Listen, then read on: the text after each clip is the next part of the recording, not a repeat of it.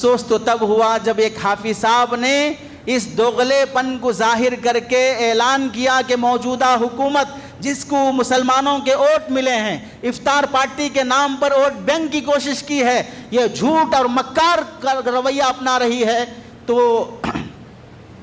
دوسرے مسلمان خود ان حافظ صاحب کے خلاف کیس کرتے ہیں۔ اب دشمن کی ضرورت نہیں ہے ڈسنے کے لیے،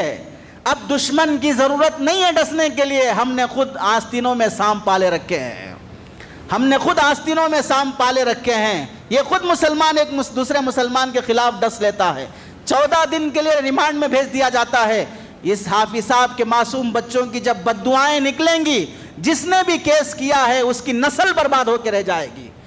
کافر اور ظالم حکومتوں کی حمایت میں حفاظ اور علماء پر جو آگے آگے آ کے لڑ رہے ہیں قبرستان اور اوقاف کی خاطر، خاموش رہنے کے بجائے سپورٹر اور حمایت کر رہے ہیں ظالموں کی، تو پھر وہی انجام ہوگا جو قارون کا ہوا تھا، فرعون کا ہوا تھا، وقت کے دشمنوں کا ہوا تھا۔